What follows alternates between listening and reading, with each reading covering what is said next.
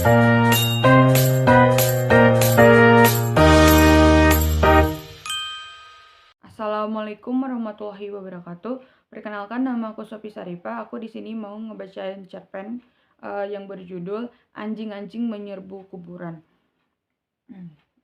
Ia tidak usah khawatir, sekalipun kecibak air sungai, bahkan batu yang menggelinding oleh kakinya di dalam air terdengar jelas.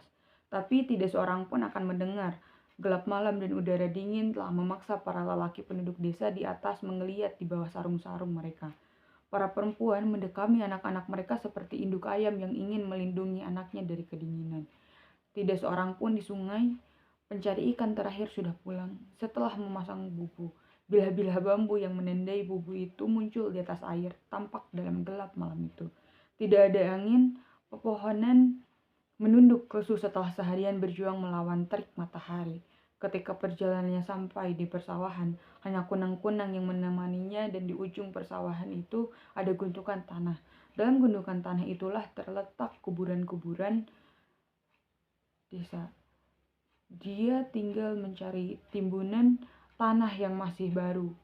Kuburan itulah yang ia cari. Seorang perempuan telah meninggal pada malam Selasa Kliwon. Itu telah disebarkan dari desa ke desa, seperti api yang membakar jerami kering di sawah. Dengan celana dan baju tentara yang lusuh yang dibelinya dari tukang rombeng di pasar, ia keluar rumah. Digulungnya baju itu ke atas dan menyembulah otot tangannya. Ia berjalan tanpa sandal. Di tangannya adalah plastik hitam. Dalam gelap malam, plastik itu nyaris tak tampak. Ada teplok di rumahnya, tapi lampu itu kalah dengan gelap malam. "Kemana, Kang?" tanya istrinya ketika dia keluar lewat tengah malam itu. "Ronda." "Bukan harinya rokok ronda?" Ia tahu orang desa akan menjaga kuburan itu sepanjang malam. Mereka akan bergerombol di sekitar Petromax yang dibawa dari desa. Mereka akan mendirikan atap dari daun kepala, mencegah kantuk dengan mengobrol atau main kartu. Makan makanan kecil dan minum akan dikirimkan dari desa. Tetapi itu pun tidak perlu dikhawatirkan. Ia telah membawa beras kuning dari dukun dalam kantong plastik.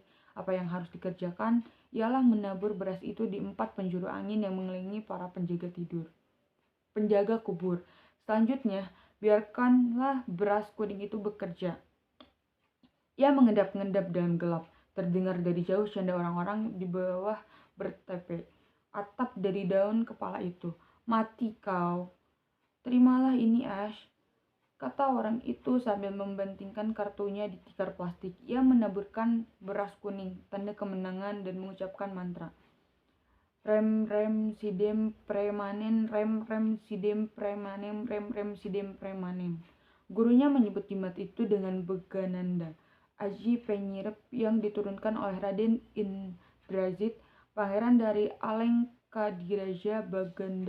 Begananda telah menidurkan prajurit Rama dan akan menidurkan orang-orang yang sedang menjaga kuburan.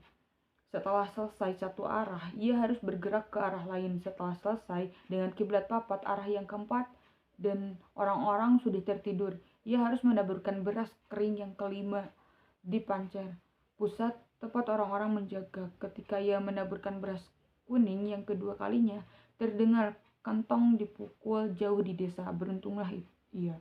Makam itu terletak di gundukan pinggir desa, sehingga kantong itu tidak berpengaruh apa-apa pada penduduk desa yang di makam itu. Kantong terdengar lagi ketika ia menaburkan beras ketiga kalinya. Ada tanda-tanda bahwa orang mulai mengantuk. "Wahem, sukrubuh mangan apem," kata seorang keras-keras sambil menguap, dan suara-suara mulai berhenti ketika ia menaburkan beras keempat kalinya.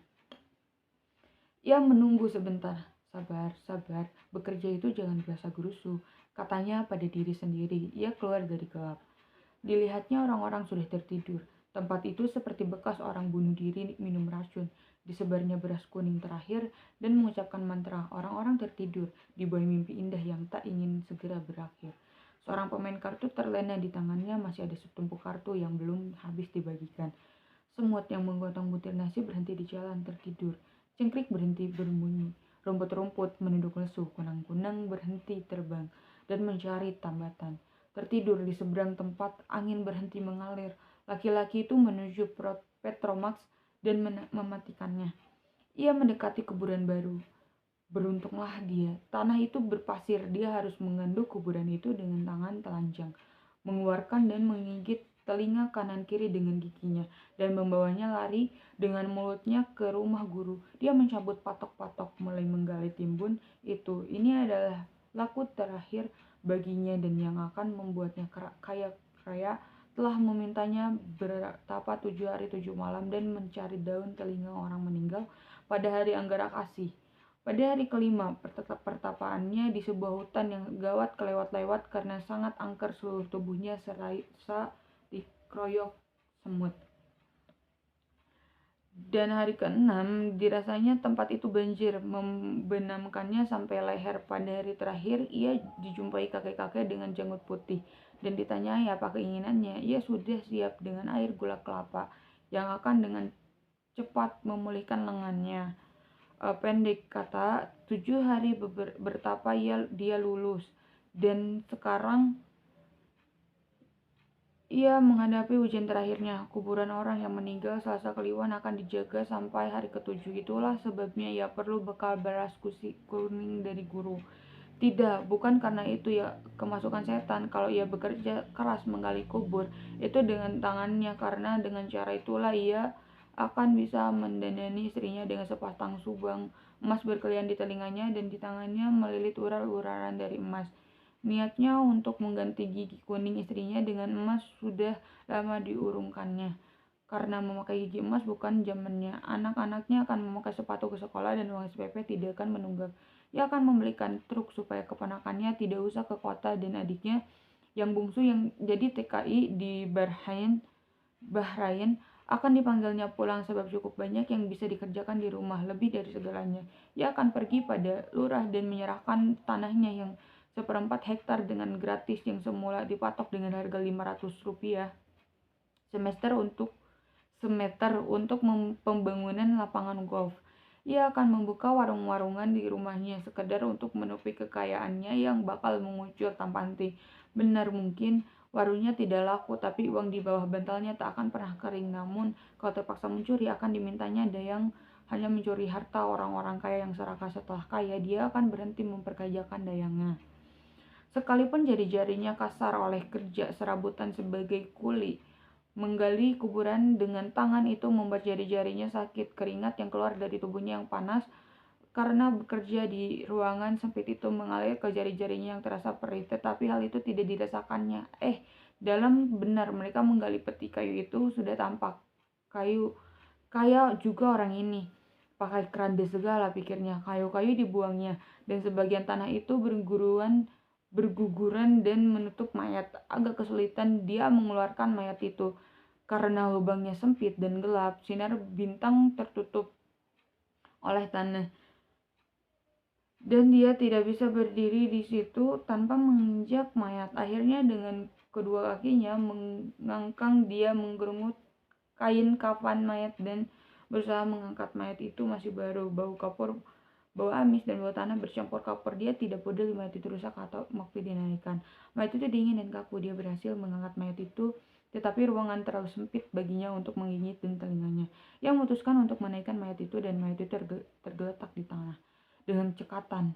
Dibukanya kain kafan yang menutupi kepala. Rupanya rambut perempuan itu terlalu panjang dan menutupi telinganya. Pada waktu itulah dia mendengar baungan anjing untuk pertama kalinya. Suara anjing itu panjang dan berat, memecah kesunyian malam, menambah betapa keramatnya malam itu karena suara itu dipantulkan oleh pohon-pohon, oleh bambu berduri yang mengelilingi desa, oleh sumur-sumur bergembut dan rumah-rumah tembok. Diterangi bintang-bintang di atas, dia dapat melihat 2 ekor anjing, seekor putih dan seekor tidak putih, menunggungi dia bekerja. Sekalipun matanya tidak bisa melihat, tapi dia tahu bahwa anjing-anjing itu menjulurkan lidah, meneteskan air liur dan memperhatikan taring. Dia berpikir mungkin itu anjing siluman, sebab ia lupa bersila khidmat. Demi peripangan yang merahmasi makam, jangan ganggu, izinkanlah cucumu bekerja. Diucapkan kalimat itu 3 kali, tetapi anjing itu malah bertambah jadi 4. Ia dapat melihat dalam temaran anjing-anjing itu menitipkan kesempatan. Tahulah ia bahwa bekerja cepat. Ketika ia membungkuk mau menggigit telinga seekor anjing menyambar, dia membatalkan niatnya menggunakan tangan untuk mengusir anjing itu. Anjing yang tidak ekor berusaha merewek kain kafan dengan memoncongnya dan cakarnya di dengannya. Dia menggunakan sebelah kakinya untuk mengusir anjing-anjing itu. Di dendangnya ada anjing-anjing lain menggonggong di pinggir makan. Mereka segera menjerbu mayat. Celaka, anjing itu menjadi 7 ekor. Mereka tidak memberi kesempatan baginya untuk menggigit telinga itu. Tapi sementara itu jari-jarinya terluka, mungkin oleh kerikil-kerikil tajam.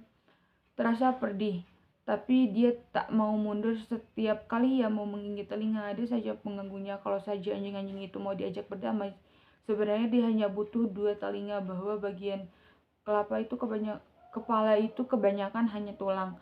Kalau mau bagian yang berdaging, pahala, tetapi jangan kepala. Biarlah bagian penuh tulang itu untuk bangsa manusia, untuk bangsa hewan yang bagian yang berdaging. Tetapi anjing-anjing itu tidak mau berkompromi. Kain kafan itu robek-robek oleh moncong dan cakar anjing. Sebagai orang desa, matanya terbiasa dengan malam. Terlihat jelas bahwa daging di bagian paha mulai robek. Dia melupakan urusan telinga itu. Yang akan dikerjakan ialah mengusir anjing-anjing yang mungkin binatang liar yang tak tahu aturan. Jari-jarinya mulai mengeluarkan darah. Ia menahan rasa sakitnya dan mempergunakan tangan dan kakinya untuk menyerang binatang-binatang itu. Dia ingat bahwa ada patok kayu di kepala dan kaki kuburan. Dikemukakan kayu-kayu itu, dia mengamuk dengan kayu-kayu itu di tangan. Ternyata hasilnya lumayan. Anjing-anjing itu menepi dari mayat. Itu memberinya kesempatan untuk kembali membungkuk. Yang dikerjakannya sederhana, menggigit telinga-telinga dan pergi. Tetapi anjing-anjing liar itu tidak memberi kesempatan. Begitu ia tidak memperhatikan mereka dan membungkuk, anjing-anjing mulai menyambar lagi. Rupanya ia harus mengusir anjing-anjing agak jauh, dan dengan kayu dan ia berhasil mengusir mereka lebih jauh lagi. Anjing-anjing itu menyerbu waktu ia membungkuk. Darah di jari-jarinya memberas, membasahi kayu-kayu di tangannya. Matanya berkunang-kunang dan ia merasakan badannya mulai lemas. Dan anjing-anjing itu semakin galak. Mereka tidak lari ke pinggir, tapi menahan kesakitan oleh pukulan-pukulan kayu yang makin lemah. Suara-suara mereka yang gaduh dan lolongan sebagian lolongan karena kesakitan telah membangunkan orang-orang yang menjaga kuburan. Orang-orang itu masih sempat melihat dia mengayun kayu sebelum akhirnya ia terjatuh tak sadar. Anjing-anjing itu menyelinap ke balik kegelapan ketika melihat banyak orang datang. Mereka memandangi mayat dan laki-laki pingsan. Pencuri, kata seseorang. Penyelamat, kata yang lain. Identitas karya, judulnya Anjing-anjing Menyerbu Kuburan, pengarang Kunto Wijoyo, tahun terbit 1980-an. Pendapatku, cerpen ini tuh menarik karena suasananya gelap, tegang, sama penuh unsur mistis. Ceritanya tuh bikin penasaran dari awal sampai akhir, terutama soal perjuangan orang laki-laki miskin yang nekat mencuri bagian tubuh mayat demi harapan hidup yang lebih baik. Atmosfer malam, kuburan, mantra, sama anjing-anjing yang menyerang membuat ceritanya hidup dan punya daya tarik kuat. Menurutku kelebihannya ada atmosfer kuat dan detail, terus menggabungkan realisme sosial dan unsur mistis, terus tokoh utama punya motivasi yang manusiawi. Nah, kalau kekurangannya beberapa bagian kayak agak panjang dan deskriptif. Terus latar literarnya nggak dijelaskan secara tuntas. Nah, kalau referensi sekarang itu, cerita ini tuh masih relevan karena menggambarkan kemiskinan, pilihan ekstrem manusia saat terdesak, dan bagaimana masyarakat cepat menilai tanpa melihat keseluruhan cerita. Segitu aja video dari aku. Wassalamualaikum warahmatullahi wabarakatuh.